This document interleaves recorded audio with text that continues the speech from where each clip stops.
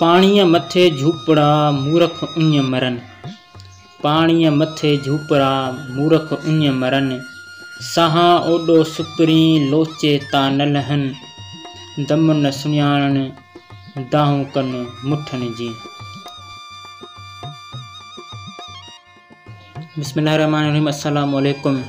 हिक भेरो बीहर तव्हां सभिनी दोस्तन खे भलीकार चऊं था।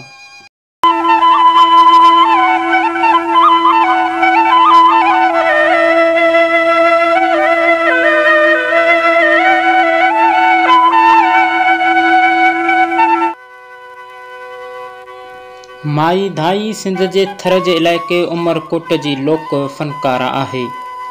कोक स्टूडियो जे लाइ माई धाई सैफ समेजो सां गॾु 2 गाना रिकॉर्ड कराया। उन खां पोइ हूअ ॾाढी मशहूर थी।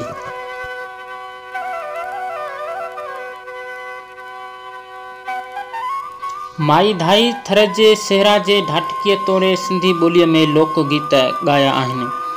हिन सिंध सां गॾु परॾेह में ख़ासि तौर अमेरिका में गाना ॻाए पंहिंजो नालो कमायो ऐं पंहिंजे सिंध जो नालो रोशन कयो आहे।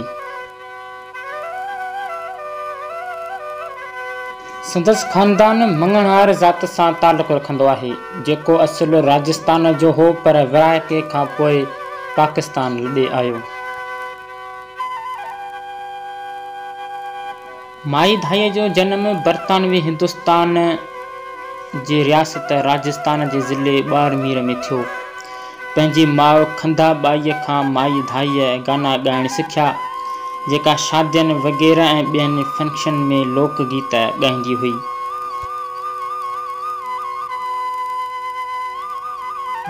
पाकिस्तान ठहण खां पोइ संदसि ख़ानदान थर जे इलाइक़े में रहण लॻो।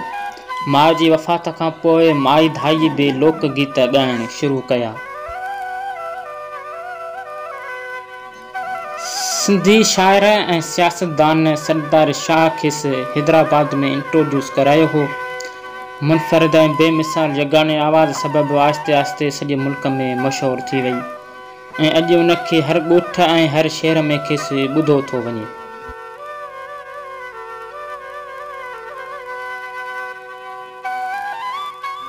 इंशाअल्लाह उम्मीद आहे तव्हां सॼणनि खे मुख़्तसिर ऐं दिलचस्प वीडियो ज़रूरु पसंदि आयो हूंदो।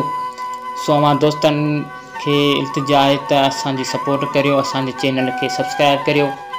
असांजी हौसला अफ़ज़ाई जे लाइ वीडियो खे बि लाइक करियो ऐं पंहिंजे दोस्तनि अज़ीज़नि रिश्तेदारनि सां बि हिन वीडियो खे शेयर करियो। त मिलंदासीं हिकु नए ख़ूबसूरत ऐं दिलचस्प हिस्ट्रिकल वीडियो में। तेसिताईं असांखे ॾियो इजाज़त। अल्लाह हाफ़िज़।